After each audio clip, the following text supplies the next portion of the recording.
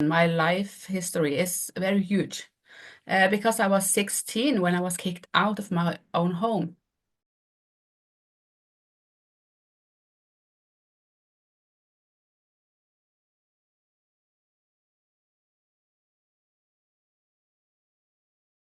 Because I didn't want to go to a meeting. I haven't done anything wrong. I just didn't want to go to a meeting. I was like 16. I want to be with my friends in school, and I didn't want. So she's kicking me out.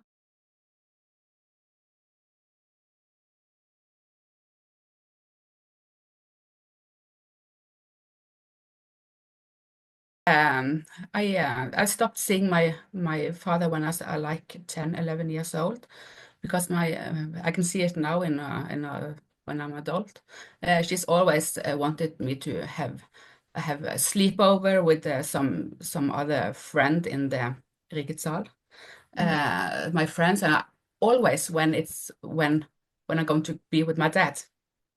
So my dad just like, I hope you can just come to me, but I want to argue with your mother, and he just like, I stopped seeing him.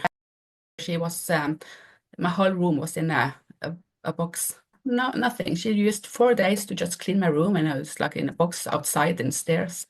And my father just took them in the car, and we were just like, oh no, we can't speak to her, he said. When I was kicked out, I called him, and I didn't know where he lived.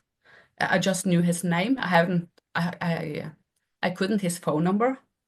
So my friend's mother at school, she helped me to find his number, and he was just like, I think it's about 45 minutes to drive from him to where I lived with my mother, and he was in an hour, and he was just like jumping in the car and just drove and picked me up.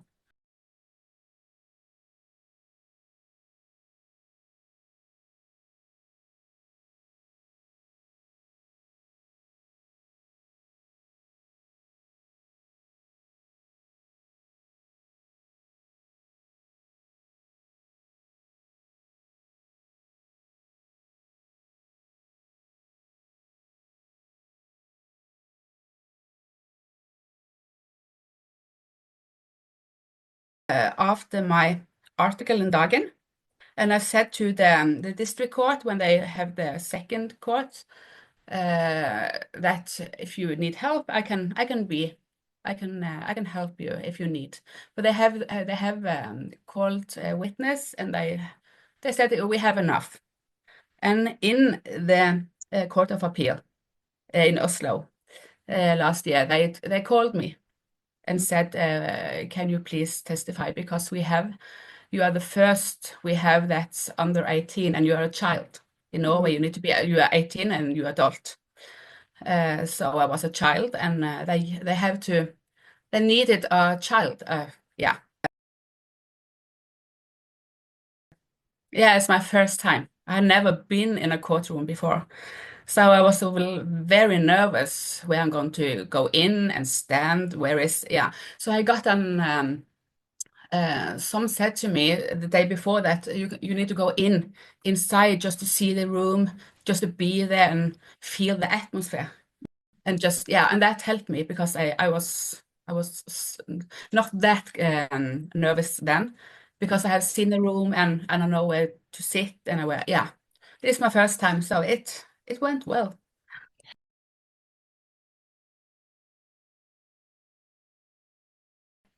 I do remember one man who come into the building when I was a child. I think I was maybe 8 or 9 years old, and I still remember him. He was sitting all behind on my right. I see it in front of me right now. I was so afraid of him, because he was shunned, that the Satanists took him, my mother said. And I was so afraid. Still remember he was sitting there, and yeah, and that I was very afraid when he was in the building with me, because I just like, what's going to happen to me? Yeah. Yeah, because my mother always said to me, like, uh, God is hearing your thoughts. He hear your minds, and you can't have your own. Um, what's it like in English?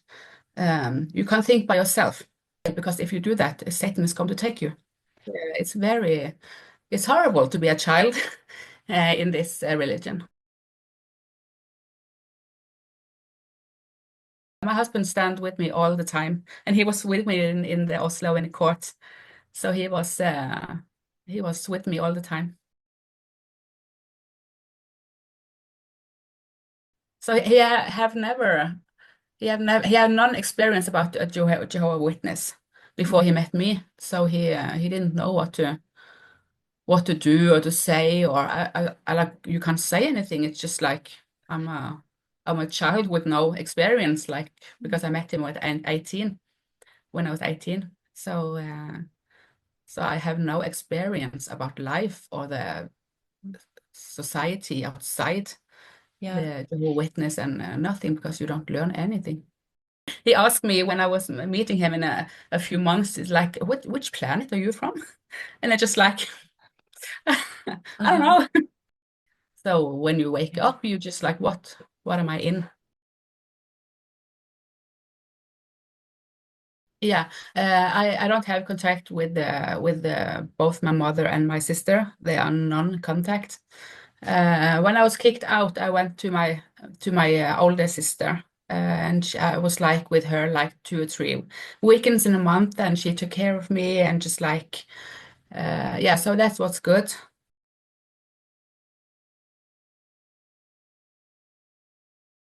And when I wrote the letter, she was just like, "Oh no, I can't be with you more. I'm not allowed. So I can't. Why did you do that?" She said to me. That was hard because I miss her a lot, and I don't have any contact with her today. That's tough. As we were so close when we were a child, because we share the same mother and father. So we are grown up together, and yeah.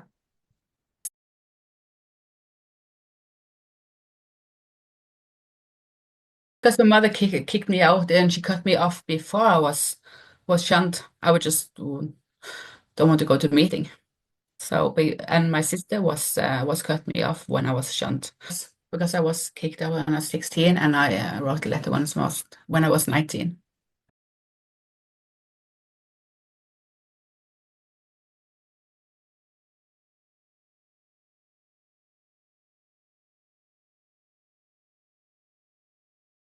My door is always open, so when my sister said, "What have I done?"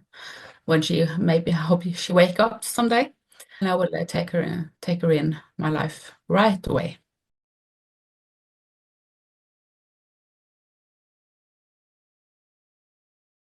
Because I know what she's thinking, I know what she need to do, because I've been there by myself. So she's always say to my father, like, "Say hello to Merete." And my father just like, "Oh, I said hello from your sister." And I know she's thinking about me, so that's why I'm just like, okay, she can't. And because they said, "Oh yeah, you can have contact." No, you can't.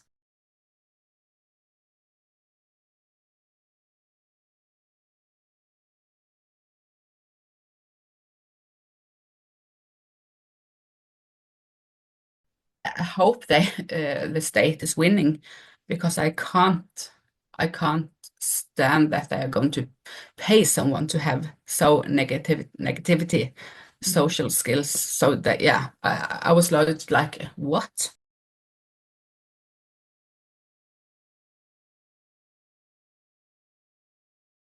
Yeah, and the court was about the shunning, and so they see the law that it's not enough to take down the religion, and yeah.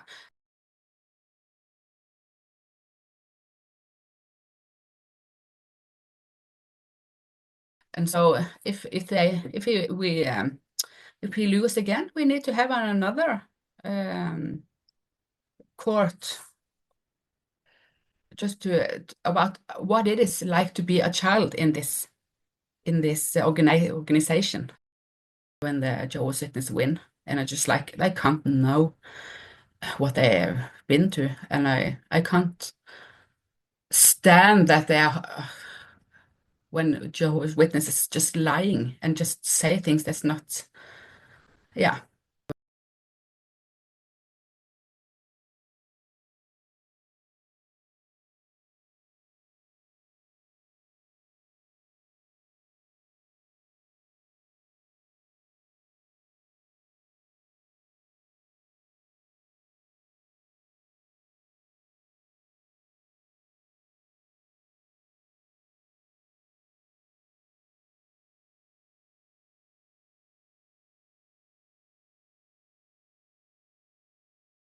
Yeah, so I hope they win.